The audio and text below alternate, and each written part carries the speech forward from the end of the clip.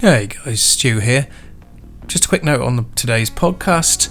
I let a robo-editor take over, and apparently humans are still better than robots, in some regards anyway, because the edit's a little bit heavy-handed and wonky in places. I do apologise for that. I'll make sure that software is sorted out next week. I'll take it out behind the garage and give it a good shoeing. Anyway, hopefully you can still enjoy the podcast. Take care. Bye-bye.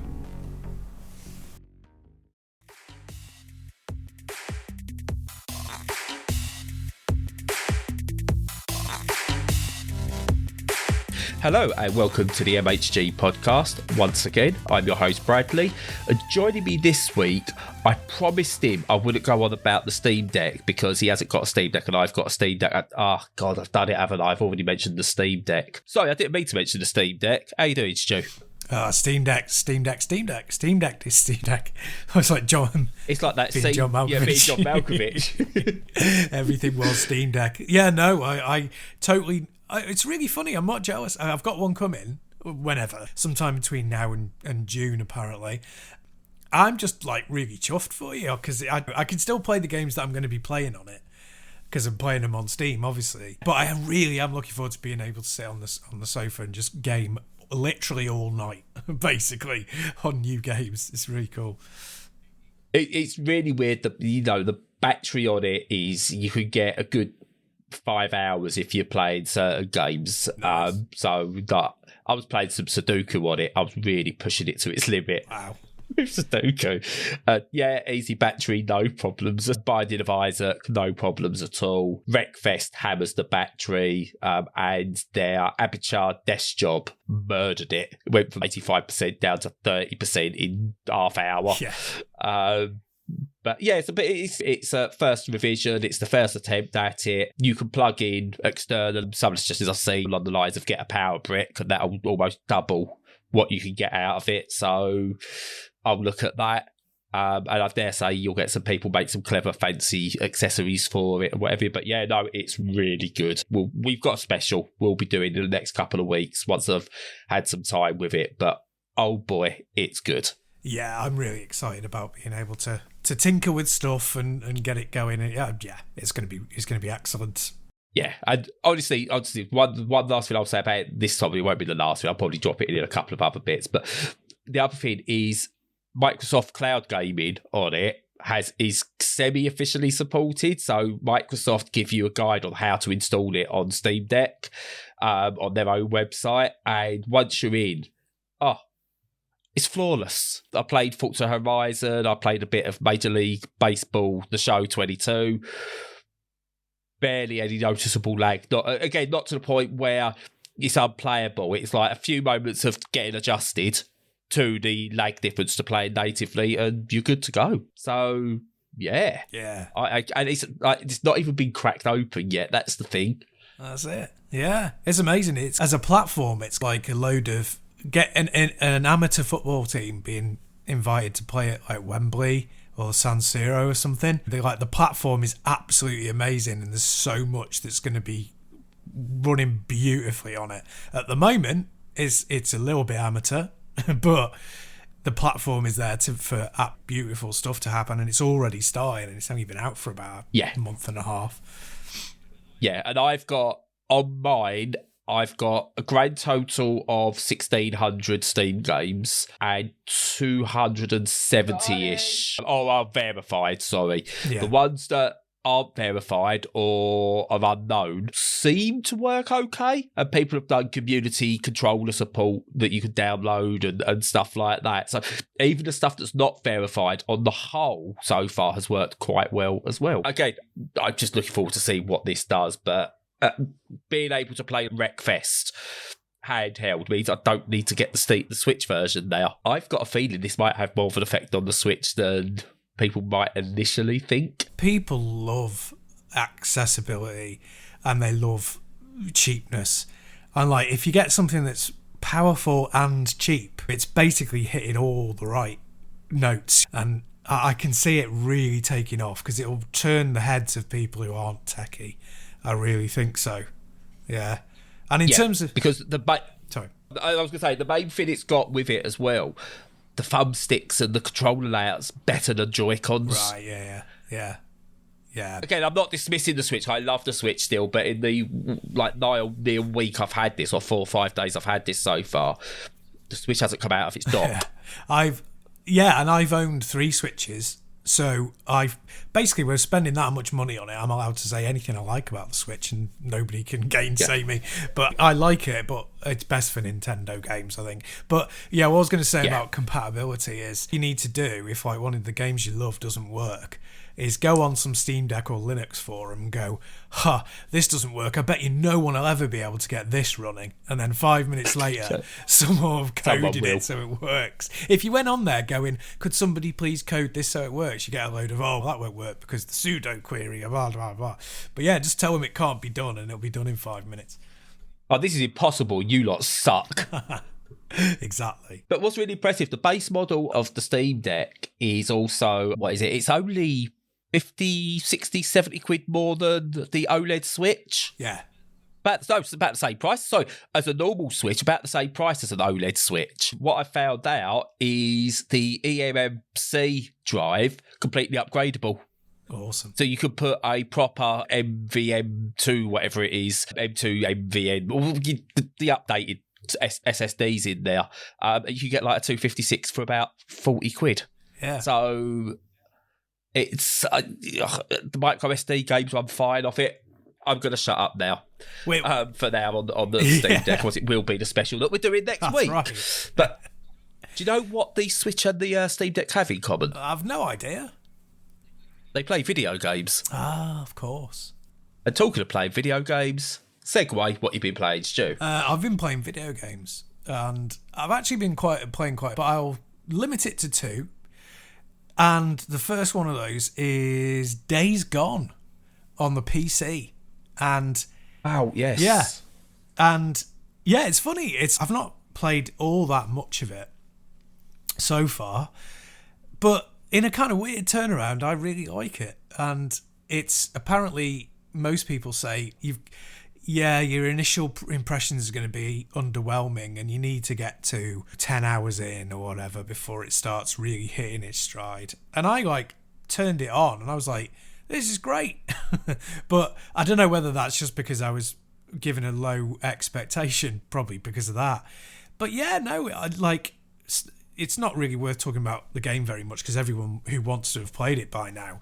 But in terms of the technology on the PC, it works very well. It's not like Horizon. What did they port really first time? Death Stranding. So it's not like Death Stranding good in terms of ease of conversion and low power.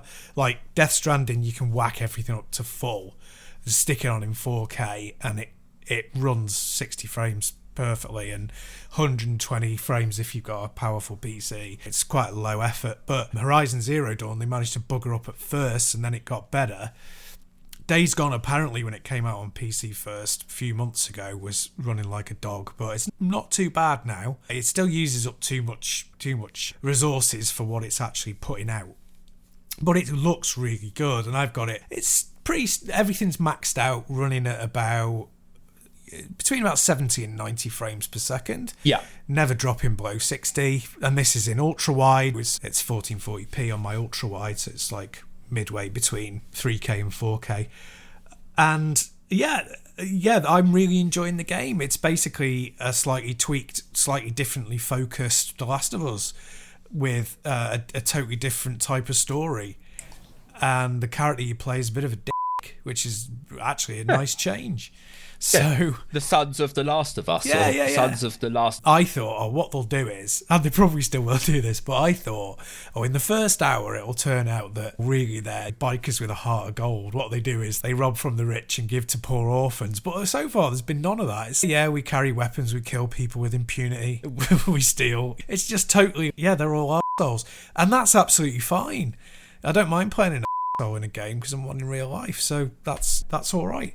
So anyway, I expected to not be as impressed, but I've been stealthing and shanking whatever they call the zombies in this game, and it's enjoyable. I've played it a bit on originally PlayStation 4. I've got it again on PC because I got it quite cheap in a bundle somewhere, I think, a little while back. Just been having a bit of fun with it there. And I would say, yeah, I've really enjoyed it. And the guy is an so what I actually really like is at the start, they actually almost say as though these are going to be like, watch it, they're actually going to be good guys, really. There's that element there that you mentioned. You go, right, they're really going to go, he turned out to be the hero all along or whatever. But to be honest, it does that thing. I've never understood motorcycle gangs. So like in like things like the Sons of Anarchy and stuff like that, I've never understood it. It's like a 12-year-old. They're like, honestly, like a bunch of like kids going around going, oh, we've got the drugs and we've got the guns and you can't have my guns and we're going to supply it. Like, that's not really a thing, surely. I think it must be a cultural difference, because I think in America, like when they've got like state troopers and stuff, they've got like fairly sleepy areas and a lot of space between them, and there's a lot more room for crime that's based on the roads, whereas in this country, like a biker gang could go from like one end of the country to the other in an afternoon pretty much in about 10 hours, and it's hardly the same. So I think it's a bit of a cultural difference. I like the sense of space in it. I like the fact that like even when you're in a comparatively rural area, it's nothing like what a rural area in the UK would be. It's really, you're in wilderness 2 seconds after you've stepped out the side of the town centre, and that gives it a really good sense of if you're going off to a pharmacy to loot materials, or you're going to a garage to get parts. It's a big drive, it's a big step, it's a vulnerable place. I'd like actually to see a really serious but high budget zombie film made in the UK. I suppose the last one was 28 Days Later and 28 Weeks Later. And they used Shaun of the Dead. Yeah, that was more comedy on it. No, I will have an argument with you here. I would argue Shaun of the Dead was probably the most realistic zombie film ever made.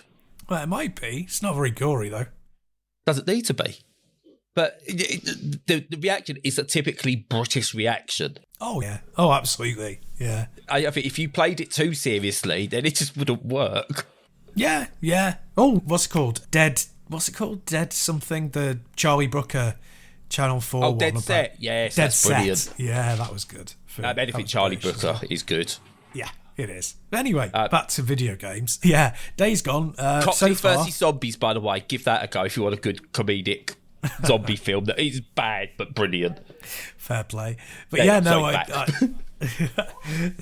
enjoying Days Gone. Yeah, very good so far. Yeah, I really liked it.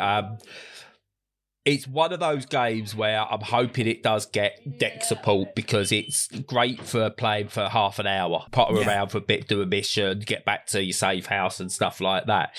Really like that side of it. And I don't always want to be sat here at the PC playing it. Yeah. So I could remote play it. That's something I could do. But I like it. It's a good sort of potter around game. It does. You've got to forgive some of its foibles, but then what game don't you have to forgive bits of for in terms of that? And it's trying to stretch it out across a big open world. And honestly, I actually think as an open world, it's one of the better ones in terms of giving you stuff to do that isn't just here's an icon, go to icon. Yes, I found that in a very different way with Horizon Forbidden West, which improves on what it does with its space way more than the first game. Although I love the first game, but Forbidden West makes it really doesn't feel copy pasted. Everything, well, not everywhere, but there are so many places that feel like real locations, that feel like that they've been properly and fully designed to be impressive when you come across them. And things don't have to be like visually amazing for you to be excited by a new area. I think that's one of the things that developers perhaps don't understand sometimes, is it doesn't have to look fabulous, it just has to be different and unusual. And I remember like one of my favourite games of the past was, apologies for my throat by the way to the audience, I've got a cold, it's not COVID and you can't catch it online anyway. It is D2, I've mentioned before, which came out on the Dreamcast 1999. And that's all set in the Canadian wilderness and it's just snow. And then in one part you come across a crashed aircraft, and just the sense of, after all that bleakness and the pure whiteout and just the odd stunted tree, bit of mountain rocky outcrop, tiny little hut that you start from. Seeing it, it's just like a bog standard plane, but it brings a real thrill because you don't know what's going to be in it. You don't know what monsters you're going to face. It's just a real shock, and that's really important to have these things that you come across that don't have to be incredibly rendered. They just have to be unusual and exciting. Yep, no, exactly. And I think Sony do a good job with this, actually. I think Days Gone and Horizon Zero Dawn, I've not played Forbidden West yet, done a good job of, once you leave like the starting area, or you have to find a new area, you have this trepidation with you because you don't know what to expect. And that's what you should feel, like you're almost creeping through in a way because you don't know where you're going, you don't know what to expect. Whereas if you look at Ubisoft, it just feels like there's so much to do. There's so many icons. It's almost like their game design is someone's let off a confetti cannon. Wherever the confetti lands, we'll put an icon there. And do you think they've learned a lesson from that? Because wasn't the last Assassin's Creed Valhalla, and that's quite a while ago, 2 years? Yeah, do you think they're taking more time out? I don't know. I think from what I understand, the game was better, but from people I spoke to about it, were still saying it's still icons. So I don't know whether the journeys between are improved or what have you. But there's a reason I think I preferred Syndicate to the others when I played them, because it was set in London. It was a lot more crowded. You felt like you was going places, not just empty wildernesses or just bombarded by icons. Even though again it had all like the Ubisoft icons everywhere, it didn't feel like that was it. And even in their racing games, they've done it as well. And it's just too much to do. But no, I think Sony do a good job. I still think the masters of the open world are the team on the Yakuza series, because it's just everything's just in there. But yeah, no, it's Days Gone. I'm a big fan of it. I think it's one of those good quality, higher mid-tier games. Yeah, it's funny that we've both ended up liking that one because it's not a genre that we're big fans of. But yeah, cool. No, I think you can pick one or two open world games to play, and if you stick with them, you're fine. It's when you just only play open world games, that 100-hour epics, I think you get burnt out. Yeah, that's where the problems start, definitely. Yes. So, moving on, you might have been travelling to various different locations and cities in the zombie apocalypse. I have been building cities. Do you know what we built this city on? Rock and roll. No, grass. Oh, right, okay. Why would you build a city on rock and roll? It's weird. I don't know, I've never really understood that. I've been playing Highrise City, which is a city building game that's out in early access at the moment from developers Forexo Entertainment. They're a new studios, like it's only a very small team.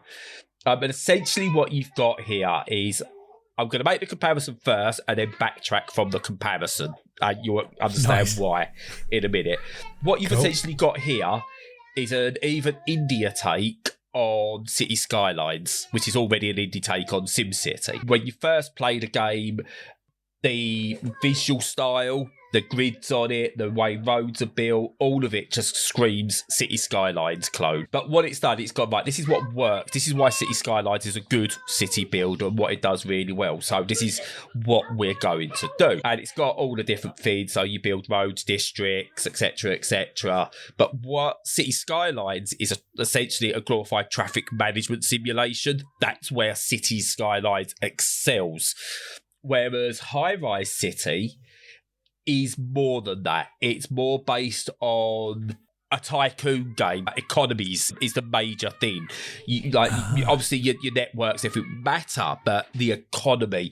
So what you essentially build is you build industry, and it's your industry that builds is how you progress through the game. It's got like impressive numbers. So it reckons it can have up to 1 million inhabitants within the game and stuff like that. And they're all different types of like population types and things like that. And its big thing is 50 different resources within the game.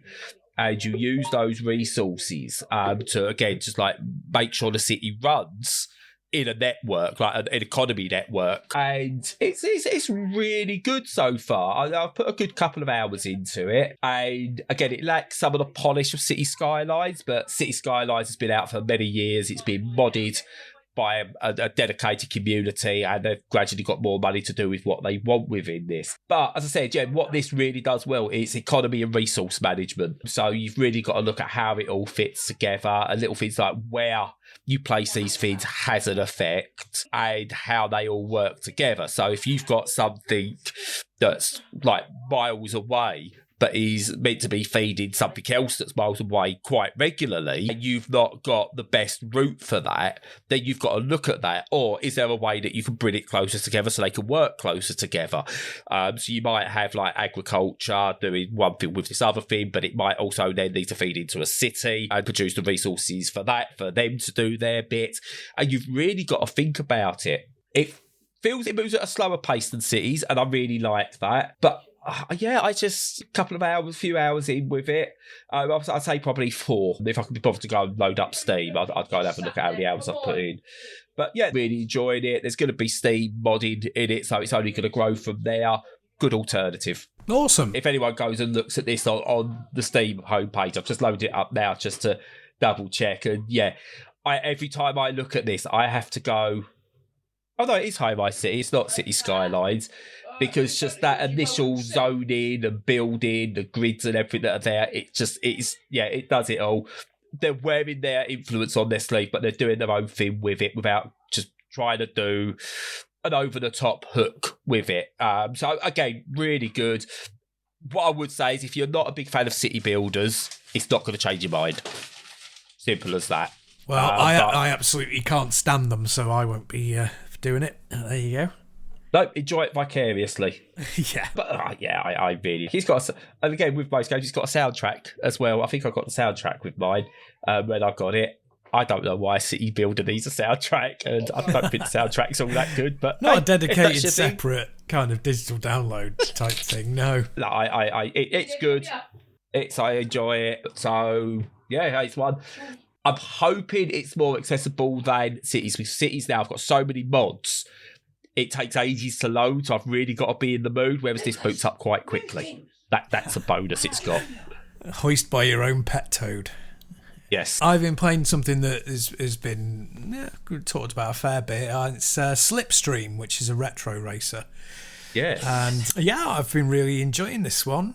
There's been I saw some debate online about the way that it refreshes the screen and the way that it sort of flickers can put people off. It's not been a problem for me, but I'm playing on computer, playing on a monitor. It's got a really high refresh rate, so that might help. And I don't suffer with motion sickness very much at all. Really rare. I've got my VR legs and everything, so it's not really a deal for me. But I suppose it would be a deal for some people, because if you remember Outrun, which is very much a kind of descendant of it, has these sprites scaling towards the screen really, really quickly, and it can produce a bit of a hypnotic state kind of thing if you're susceptible to it, especially as repeated textures over and over again.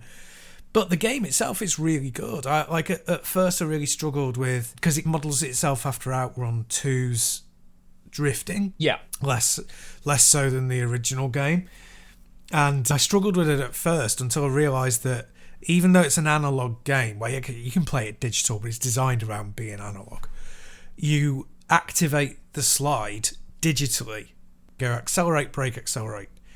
Like tap them. Yeah. So off accelerate, onto brake, back on, off brake and onto accelerate, all within the space of about half a second. There's a wider window than that if you can't do it that fast.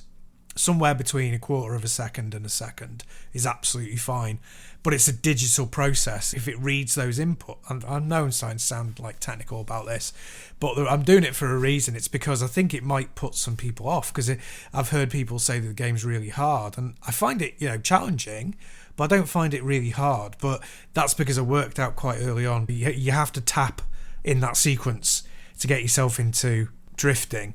Yeah. And when you're in drifting, it's very different from Outrun, because in Outrun you are pretty much, except when you're at max speed, which is rare because of all the corners, are only accelerating if you're driving normally. When you go into a drift, you can only ever stay at that speed or go slower. Whereas in Slipstream, you go faster when you, at the very least, you maintain speed, but mostly you gain speed. And also you can slipstream when you're in drift, and that's your only type of speed boost in the game. And so when you're in drifting, obviously you're covering most of the road. Your car like fits over most of the road, so it's dead easy to slipstream because you're technically like, you know, in the slipstream of another car. So you actually go a lot faster overall, is what I'm saying, if you manage to do it effectively. So get that digital thing down of getting into the slipstream by tapping those buttons and then getting into slipstreams themselves, and it's a lot easier, and it opens it up then and makes it a really good retro racer, I think.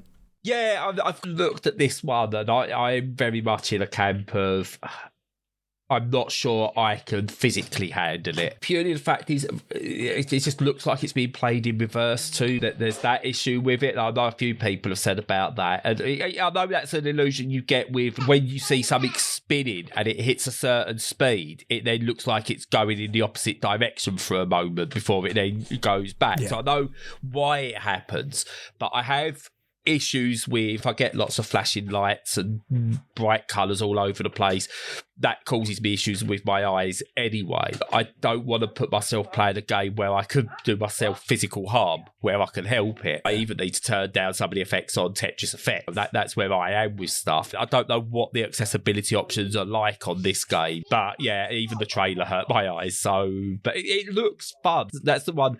What seems like a shame to me. It looks fun, but I don't think I'm going to be able to play it. Yeah, not at the moment, no. And whether you're missing out on much, I don't know. It's funny because it's so like older games and enslaved to their concept of what's happening that it is nostalgia bait. It's not, oh, we're taking all these things and we're making them new. It's, we're bringing back something that you already love from 30 years ago. And yeah, whether that, it certainly doesn't make it an essential. It makes it like, oh yeah, I don't mind if I dip in when I feel like it, but it's not an essential game. It does what it does very well, but it's never going to be more than a comparative throwback sort of thing. And when you talk about the visual thing, yeah, you're exactly right. It's comparatively recently, within the last sort of 10 or 15 years, I think, that the law officially acknowledged that you could be hypnotized while driving by chiaroscuro. I'm not sure if I'm pronouncing that, but it's the pattern of light and dark that caused by trees when the sun comes through them. And if it moves in a certain way, when the trees move, the patterns hypnotize you. It's similar to epilepsy. Yeah. And I think that a lot of people have found it produces a lot of motion sickness because it's going down that epilepsy track. And I think that I might, as I say, luckily because I've got a 144 hertz screen, I think that's stopping it happening to me. It never feels like it's either blurring into one or going backwards or doing anything other than what it's supposed to. But I think you need that high refresh rate to make sure it does that. So yeah, it's one to be cautious of as well. So is there, you mentioned like that's the thing that gets me. It looks like there's a high trigger effect potentially for people with epilepsy. Is there an epilepsy warning the moment you start the game, or even in the description of the game for buying it? That's a really good question. I will have to have a look. You can vamp for a moment. Because while Stu checks that out, the one thing that obviously that stops me buying this, apart from the accessibility stuff, is I've got easy access to play on a regular basis Outrun Coast to Coast. Do I need a similar game just because it's got retro styles? Probably not. But yeah, so that, along with any potential accessibility issues, it's not going to make a big deal to me really, because it's just remake Outrun. Sumo, come on Sumo. Yeah, it's to answer your question, yeah, it has a warning immediately, and it does. It's quite significant. It's 3 paragraphs, about 120 words or so, I would say. So they really take it seriously, which is What's good. That? Start of the game or on the description? At the start of the game. It might be in the description, I'm not sure. But I hope so, because that would be unfair to someone to buy it and then find out. And again, you often hear people shouldn't do their own research when it comes to buying a game as to whether it's going to give them a fit or something. You know, that needs to be front and centre. But no, at least they've got some warning there, so it's not ignored. They are very much aware of it, and that's something. If you buy it on Steam, you'd easily get refunded if you bought it and keep that warning and went, oh, okay. Yeah. True. But like you say, it should be up front. It probably is up front. Yeah. I'm not complaining about. We'll clarify it post-edit, maybe. We'll see. So answer me this question, because I was feeling, and I mentioned Outrun Coast to Coast. I can play that regularly on my PC or my Vita. If I can play that regularly, does it matter about this? I would say not, but only because that game is peerless at what it does. I know. When we had the Sega special, I said I prefer it to the original game. I think it's better than that. I think it's better than 90% of even the best arcade races. It's so high up there. It's got a couple of little mates bumping shoulders with it, and that's Daytona, Sega Rally. Yeah, Ridge Racer, one of the better Ridge Racers. Yeah, no, definitely. But it's that's the thing, and just go slightly on tangent. It's why I always argue: get whatever emulation device you want to get, but I think you need to have 3DS and a Vita, because you can get your entire Vita and PSP back library played on what's essentially native hardware, and the entirety of Nintendo's handheld catalogue pretty much flawlessly played on a 3DS with simple hacks and modding just to open it up a bit. So if you're into emulation, whatever emulation device plus those two handhelds are must-haves. Yeah, you're right. The PSP particularly was like probably a modder's paradise. I think it's probably the most moddable. And just that thing of being able to unlock the CPU so that you can play it at fully uncapped is that's really important. Although it's important to say now that even using the Vita, loads of the games are delisted and you can't get hold of them anymore. So if you're coming into it new, you're gonna have to get you have to go down the ROM route without a doubt for a lot. Which is fine. As soon as a company, and I will always argue this, as soon as a corporation goes, we're not going to let you buy our games anymore, off you go. It's open season. I agree. The best of times, it's when you're talking about getting hold of old games, there's only a very small subset of things where you would say that's wrong, ethically wrong, particularly if it's to do with, especially and almost only if it's new games. But old games, yeah, especially if it's delisted, it's a no-brainer. Get it. Here's the simple thing, right? Is it wrong to go and pirate the recent indie snowboarding game Shredders? Yes, because they're a small indie and every sale matters to them. It's available to buy it.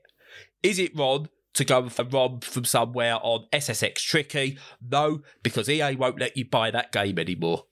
Yeah, precisely. Yeah, definitely. Yeah. And, I know we've gone slightly off, we're talking about this, but again, it's important, game preservation.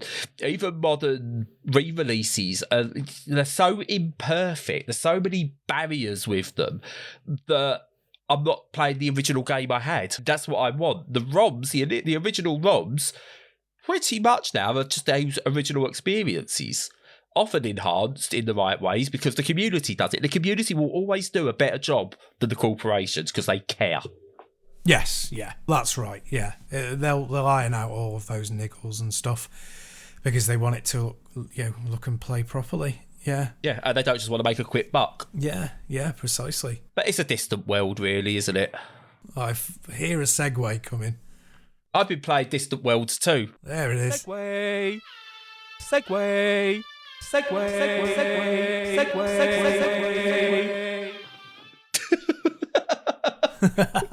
Oh, dear. On my gravestone, it's going to be like kind of, talking of death, Brad's down there. What you should do is have two plots. So you have your first plot that people come to. It says, and Brad's actual plot is over there with an arrow, and then there's this other plot where you're actually buried. Yeah, talking of death, death's a shame. By the way, Brad's over there. There you go. But anyway, which is I've been so over the past year or so, I've been looking at slower games again because of my vision and stuff like that. And the 4X real-time strategy games are slow enough that I like them, but I still don't understand. I spoke about last year at some point and really enjoyed it, but still can't comprehend. I still keep dipping into it. I still can't comprehend what the game's about, but hey, it's good. I've got to learn. Distant Worlds 2 is obviously a follow-up, I'm assuming, to Distant Worlds. I might be wrong. It could be an original title. I really don't know. Pausable real-time 4X game. That was very important to me when I went into it and I saw the words pausable. I was like, oh, okay, I can stop it and have a think. Good, that's what I want. And it's got all the usual trappings of like got this vast galaxy, and every decision you make has knock-on effects all over the shop. Full-on butterfly effect stuff going on. You can get different like alien races that will come, and some might start at you and try and create a war. Some might try and do like trading partners and stuff like that. The world is absolutely huge. I think there's like, from what I remember from like the Buzz talk about it, was like 2,000 different galaxies or something, or star systems, which is nice. just ridiculous. Many thousands of planets, moons, whatever, and you could visit all of them. Okay, fraction of the size of something like No Man's Sky, probably, but still massive on my side. Once there's more than 4, that's too much for me to handle. Yeah.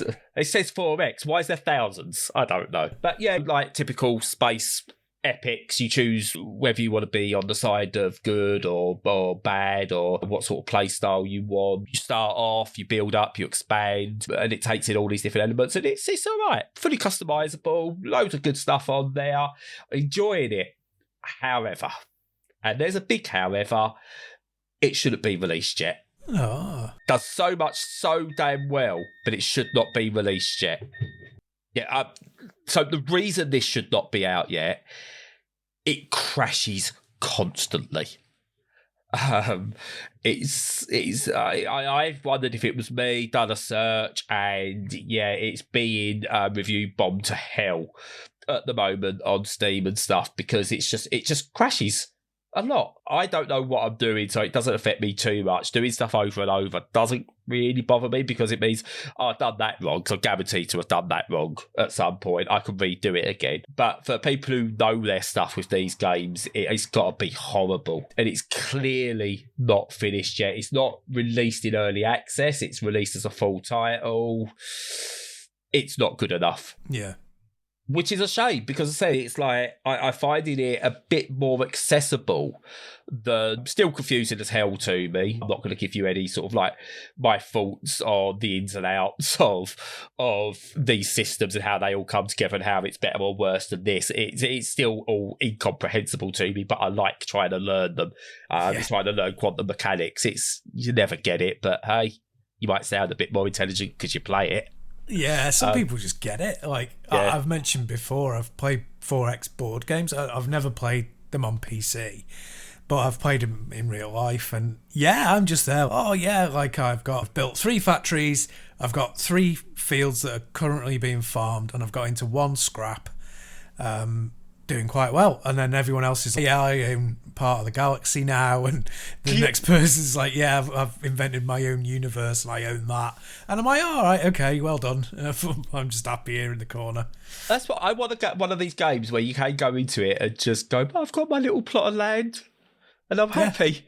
Yeah. Oh no, look, they're fighting again. I don't think 4X is designed for you and me. So they should do, someone out there make a very indie version of a 4X game where the idea is not to be drawn into it. The actual plot of the game is that you've just got to stay happy in your home. You've got to build your home, your little area around you, and not get drawn into the big war. I might actually play that. Yeah, I would. Make it an hour long. Stick it on Itch.io. Itch.io or whatever we call these days. Stick it on there. Perfect. There you go. But no, it's so mechanically, I think this is really good. It's accessible enough. It onboards fairly well. But as I said, crashing all the time. That needs to be fixed. So I can't recommend anyone pick this up yet, but keep an eye on it. If they patch it, could be well worth picking up. Cool. Any more from you? Nope, that's it. Apart from the fact that too long and boring to go into, but I've got my AAS back and I'm still playing Viewpoint and still kicking my backside quite squarely, but I'm still really enjoying it, so that's good. Good. Yes. That's you still going for? Is that the one where you're going to try and go for a 1 credit run? Yeah, definitely going to give it a go. Yeah. Get that recorded and we'll put that on the YouTube channel, so no pressure. No, too right. If I manage to do it, oh my God, it's definitely going on the internet. Yes. We'll make you famous with our 5 listeners. Also, yeah, I've watched people do speedruns, and it's not speedrun, 1 credit completions of Viewpoint, and it's got 20 likes or something, so it's not exactly going to set the world on fire, sadly. No, it's not a big enough game, is it, really? Nope. But I've got one more game I've been playing, and I don't know whether it's called BIOTA or whether it's B.I.O.T.A, because they've done that thing where it's all capital letters with dots in between it. Which I know has a name, but I can't remember what that is. Well, if it's initialised like that, you're supposed to technically read out the letters, but that's a pain in the backside, so just say BIOTA. Yeah, what's that thing called, though, where you've got, if it's initials, but it makes up a word? If it's initials and it's got dots, then it's an initialism, but if it's initials without dots and it is a word, then it's an acronym.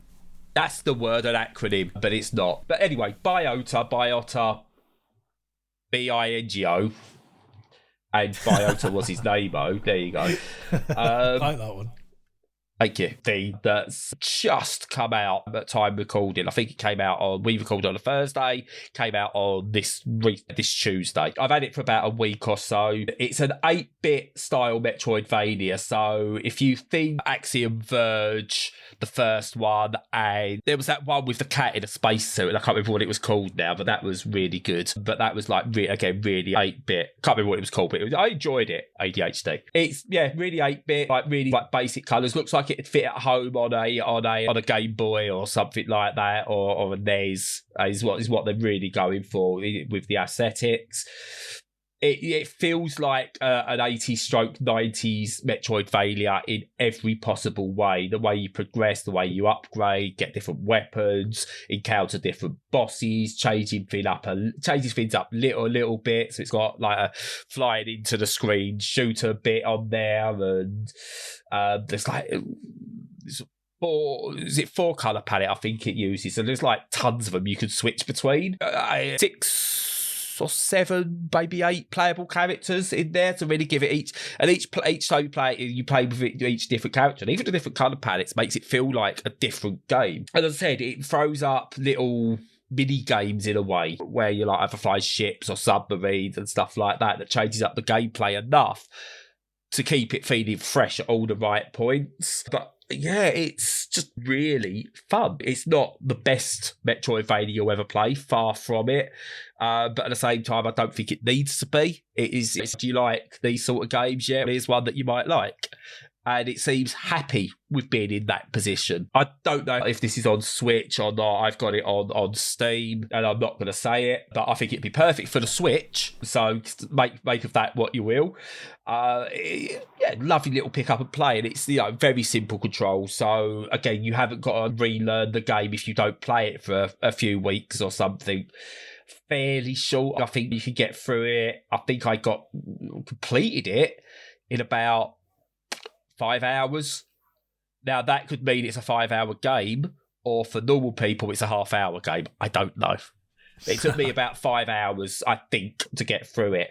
But there's reason to replay it and everything as well. Just a lovely little game. And seeing as you've done you're doing the audio for it, I would say it's my game of the week.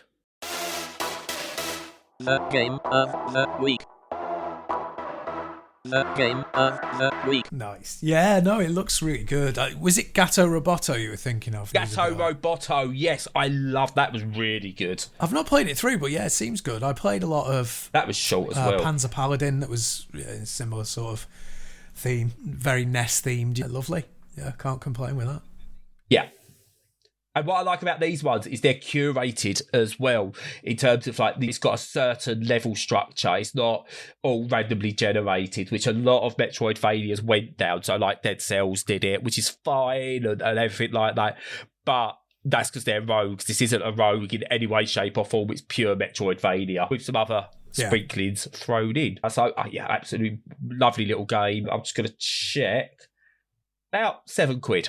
So easily worthwhile. You're going to get the value out of it. Slightly more expensive than a cup of coffee, but definitely worth your time. It's one Again, I need to get a bumper made for this as well, but I'm definitely going to be buying this when I get my Steam Deck because it's perfect for Steam Deck. There you go. Your Steam Deck's going to cost you about $3,000, isn't it? Yeah, basically. Why you got the 512? No, 256. Yeah. So you've got, what is it, 450 quid? Something like that, yeah. On the hardware, and then another $2,500 on the software you're saying you're going to buy for it. Yeah, if one of the listeners wants to go back and add it all up, that'd be really nice. Thanks. Yeah, because we're too lazy. I am. We don't want to. But yeah, it's absolutely brilliant. Full controller support. It's on the Steam Deck. It's not technically verified yet, but it plays. There you go. Cool. It plays on there. But that's it games-wise. Oh, yeah. BIOTA definitely an acronym looking at it. Yeah, Bio. Yeah, I don't even know what it means. I didn't even bother looking that up to see what BIOTA should actually mean. I've had a look at their main screen, their main page, store page on Steam, and it doesn't say, so screw 'em. I had a look at Slipstream. It doesn't say anything about this game will mess your head and make your brain explode, which it probably should. That's a shame. Developers of Slipstream, dude, you really should do that because, again, you don't want to be known for causing someone to have an attack. That's not why you want your game to become well known. Well, that's it. You really are treading that fine line, aren't you? And you and I have talked about in not distant past about there should be a step where you get like a user experience tester in QA based upon what it's like when you're playing it on different screens, panels, consoles. You can't just go, oh, it works perfectly well on my developer kit and then on the QA tester's kit and then just, think that that's fine.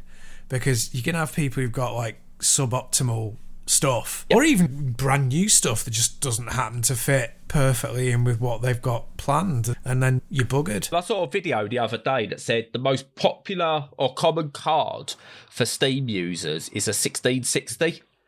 Yeah. So really, that's what you should be aiming. Like, if you're making a game, does it work on that at some capacity? Not saying best, like everything's got to work perfectly on it, but can you play it in potato mode at the very least on a 1660? That's what you've got to aim at. But yeah, again, it's why we always say, get people with disabilities in to test your games or to consult before you play. Now, there's ways of doing it. You might get someone disabled to come in and play test and make changes. That's fine. What you cannot do is get someone with epilepsy to come in and play test your game and go, oh, we've gone through another one. We best change it or put a warning out. That's not how that works. Yeah. But again, there are ways around it. Speak to people with epilepsy. What does trigger them? Just go, so this is what our game does. Would this be likely to cause you a trigger? You can maybe show them screenshots and stuff. So it's not fast moving. So it's not having that much of an effect. But they'll be able to tell you what causes it. And you can maybe go, we can't lose that because that's vital to the game. But we know now, let's put that warning front and centre that when you buy the game, this game is not compatible for people with epilepsy. It's the same as if you don't want to put accessibility settings in your game for certain things. So say, for example, it's really important this game must be bright visuals and certain text colours and stuff like that. Just put, this game is not suitable for people who are have got poor vision. Or if something relies completely on sound and there's no way you could do it with visual cues, this game is not suitable for people who are hard of hearing. Yeah. At least let people know straight out the gate. And this is where consultancy can come in. I think it's very important on the accessibility point of view. Yeah, I 100% agree. I 100%. And I like to say, as I said in the past as well, it's not, once you conceptualise that and you say it has to be done, then it's not difficult. It's not one of those things that you have to think, oh God, if we decide to do that, we've got to change our business model. No, it's not like that at all. It's really a case of just getting into the mindset of doing those tests and then going, oh, and here's all the information for you. And then you will be lauded and praised for that. Just like companies who champion their green credentials or organicness or low carbon emissions, just like they do. You will not get a kickback from that. You will actually get positivity. Here's a couple of examples with the games I've played this week that I'm going to speak about on this. I wasn't playing, this is an amendment, this is going to be almost our accessibility and mental health chat that we've not done for a while. So, Distant Worlds 2. Okay, if you noticed when I spoke about it, I didn't call out its accessibility options because 4X games are a certain way. The reason I struggle with them is probably down to my ADHD. I can't concentrate enough on the various different systems to get enough of an understanding of each various one and how it plays off against each other. That's an ADHD thing. Other people might have some issues with that, but with me, to learn, I either focus on one thing completely or all of it, all over the place. That doesn't work for a 4X game. I'm not turning around and going, a 4X game should cater to me. I, as an ADHD sufferer with that sort of game, have got to learn to either adjust to that game or accept that it's not for me, I'm never going to be able to play it, which is fine. Now, when you see a lot of people hearing about some of the rebuttal, when you hear about we need accessibility options, you'll see it in with the Dark Souls community, recently Elden Ring, is they have this argument, not every game's got to be for everyone. We haven't got to make everything accessible. No one's saying every single game has to be completely accessible for everyone. But this is where a consultancy can come in. If you disability consultant or a team of disability consultants and they turn around to you, have a look at your game and go, right, so your game, this is what ideally needs to be done to make it accessible to blind people, to deaf people. Again, when I say deaf and blind, the full spectrum there of hard of hearing, visually impaired, different level. People with autism, ADHD, people missing certain limbs, and et cetera, and people with absolute full-on learning difficulties. You cannot make a game that caters to that whole demographic of every single disabled person because it's not possible. You cannot do it. What you need to be able to do is go, right, who can we make this accessible to by doing these steps? So as I said, a 4X game, make it so you can get bigger text so it's readable, for example, right? You can't do anything really to help someone with ADHD, so no one expects that. It is a game that requires a lot of movement with a keyboard and stuff. There's so much going on. I get you're not going to be, if you've got someone who's missing, completely missing limbs and can't use a keyboard, speech recognition might not work with a game. I get that, but make it clear. This is why these aren't here in this game. We've consulted this agency. We've spoken with them. This is what we've been able to implement based on this. This is what we missed. We've done this at the start of development. That will make people happy rather than going into a game and going, I can't play this now. Yeah. But that's all it needs. It's BIOTA as well. I could have complained the palette swaps aren't really an accessibility thing, but it's part of the gameplay. Now, I don't know whether that's just something they wanted to do anyway, but I was able to find palettes that allowed me to play it, not as an accessibility option, as an option within the game for it to be part of the game's selling point. Now, was that done with accessibility in mind, or was it just a pure gameplay decision? What influenced that? I don't actually care, because at the end of the day, I can play that game. I can pause it. You can pause it any time, maybe to check the saving, because it's actually fairly short and it does good checkpointing. So it doesn't need to worry about immediate save points and stuff like that as well. But again, I can't speak on behalf of someone who's deaf. So I don't know what's effects are there. People with limited movement, is it too fast for them? Should it have an option to slow down? Again, the slowing down option now is in any type of game, arcade, racing, sports, whatever, offline mode, single player modes should have a slow down option. Fortnite has shown it can be done. Do it, put that in. Yeah. Regardless. And again, if you're the sort of person who goes, but you can't make every game for everybody, get out of your own soul. Yeah. Really? I know, it's crazy. Me having options that make it easier to play a game, which could involve slowing things down and making it darker so I get to see, in a racing game, like turning markers quicker or easier, doesn't affect your enjoyment of the game because you haven't got to use them. You haven't got to stick a game on ultra easy mode. You can enjoy it on hard. That's fine. Because what about everyone who plays on normal? Are they squib noobs, whatever you want to call them? They're not. No, it's a normal mode. But easy modes are generally accessible to get on board people.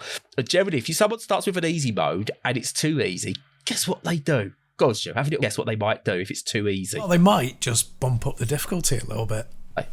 They might. Which also includes as well something that is improving a game with accessibility, difficulty levels. Let people change those at a whim. No. Yeah. Oh, you've got to start the game again to play it on an easier mode. Off. Do one. Yeah. And it's it affects achievements. I don't care. I know. No, why? Does it matter? I know, like you said about when being able to change the colour palette in BIOTA, that's just a feature. And and most of the time, like, difficulty levels are just a set of sliders that the developers put in there. And a lot of the time they really start from acceptable and then go up to unacceptable. They don't generally go like low, and they don't get named very well either. Because playing a game, most games that I've played on easy, which is a lot of games, because I play a lot of games on challenging settings that I like, and at games that I'm less interested in, I'll often just stick on easy so I can get an experience out of them of at least some kind. And they're not easy, generally. Not how you would determine easy in the real world. Easy is walk into your kitchen, in my case. It's different for everybody. Everybody has things that are easy for them, so they're not. But it is not what I would call, in a game, I would not call what the challenge level, I would not call... You still get killed all the time. Okay, some of that because walking to your kitchen. Sometimes you just get killed walking to your kitchen. Yeah. That's why I have, I like having extra lives. But they're not easy, and there should be lower difficulties even below easy that go right down to experience or story.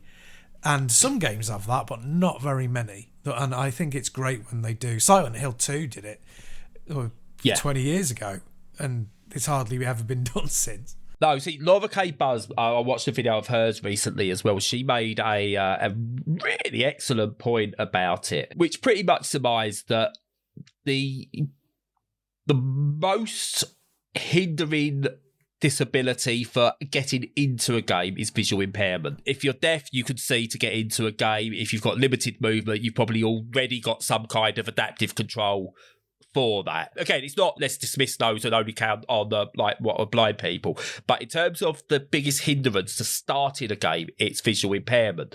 And what she said is basically every game, especially a AAA game, but hopefully it will then filter down to the indies, should start off, you get a screen that is already set up for visual impairment, that is text-to-speech and large fonts, and then says, do you want to keep these settings or do you want to switch them off? And allow you to do it that way, because it's easier for you, Stu, to go, actually, I don't need these accessibility settings, turn them off, than it is for me to try and find them. Yeah. And that would make it beneficial for everyone. You take an extra couple of seconds just to go, don't want that. I could just go, oh yeah, thank you, I can play this game. And I can then go, actually, I don't need text to speech, I just need the large text, I'll turn that off. And I can then get into it without having to search. Because, again, we've not standardised where the accessibility, we've not even standardised where subtitles are. So God knows when it will happen for accessibility menus. So I've got to hunt and guess, are there accessibility? Are they under an accessibility menu? Are they under a graphics menu? Or what? That makes it very difficult for me to even get going on a game. It takes me 15, 20 minutes to get going on a game first time round because I've got to find what settings I can play with. But again, that's really good. And again, this could go at system level.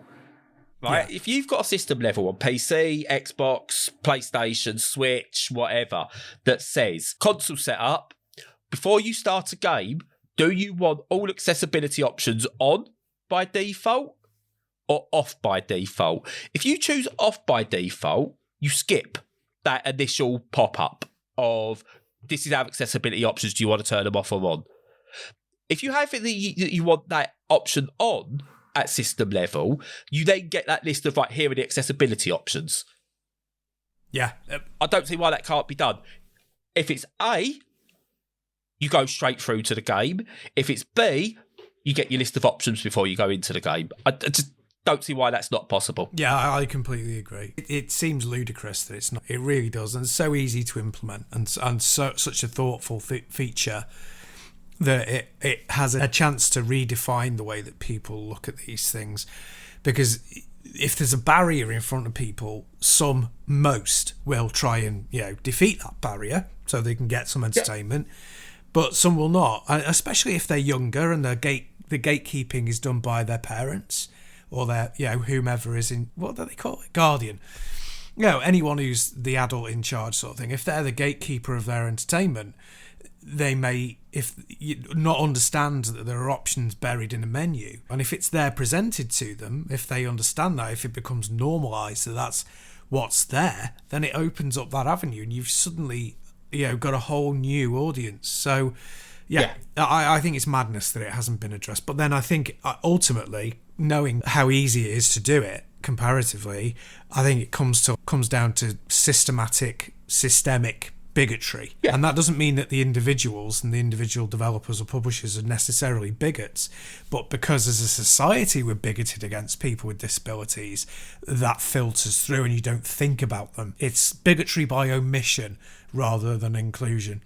Oh, yeah, it is. Again, I understand we've got a long way to go because we're still at a point whereby developers need to make a conscious decision about the sex and race and sexual orientation of their protagonists.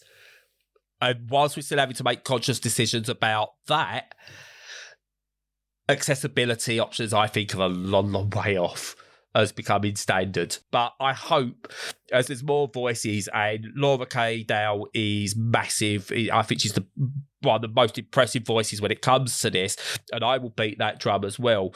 More voices calling out for more of this. Stephen Spawn, again, he's another one who does a great job with all this. Radders is another disabled gamer on Twitch and Twitter.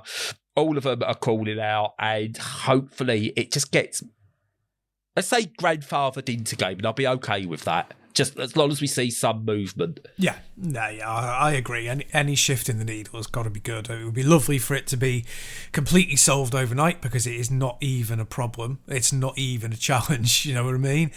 But I'm ADHD and I do want it now. Yeah. Oh, totally. But I won't go into it too much. But it's really good that some developers do it, and that how to do those features are creeping in a bit more, especially in AAA and especially with Sony of all people. So there you go. Yeah. Sony seems to be nailing it at the individual game level, whereas Microsoft are doing it more at the hardware and system level. Yeah. Get together, guys. Get together. You're nearly there. Yeah.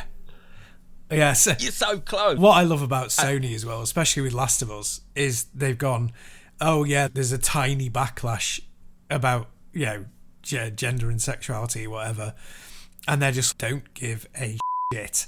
It's like, how many copies has that stopped us selling?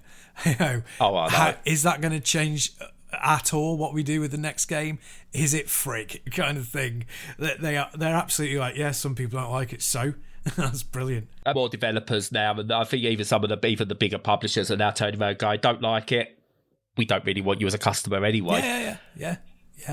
And you see more developers now as well. What I really like is, this is where I think developers are really starting to take over. And I can't remember, the Russian developer of a game, Devolver Digital, published it. And I can't remember what the game is. Basically, they can't sell the game, or they don't receive any profits for the game because they're in Russia. But obviously, any sanctions against Russians, and they're just civilians who don't agree with the war. I think they publicly say they don't agree with the war and everything. Oh, you're breaking up. We're breaking up really. I think I'm okay. My end, I think it's just the internet connection. More developers are taking a stand and going, do you know what, pirate it. We'd rather the right people played it and got it by the various means than having to compromise our morals to appease racists and bigots and everything. So I think there is a change coming on the morality and the political side of it. That's good. But there are more and more games now with accessibility features, which is why you'll see people call out those that don't. rather than praising those that do. Maybe call out those that have nothing. So it's good. It's improving slowly but surely, but we're only just getting started, I think. With our potential internet issues, I could shut up there. With no further ado, this will come out on the Easter Saturday. Have a great Easter weekend. You don't have to be celebrating it to enjoy Easter. Let's face it, it's not really a religious holiday anymore anyway. Hopefully you've got a break. I know some people won't have those days off, so just go really slack at work. That's my best advice if you're working. Unless you're a paramedic. Yeah, bless your heart. So, yeah, I shouldn't really have gone down that road at all. Yeah, apart from that, enjoy your gaming. Follow us on all of the socials. Join our Discord if you feel like it. And other than that, stay safe, stay sane, and try and get rid of your croaky throat.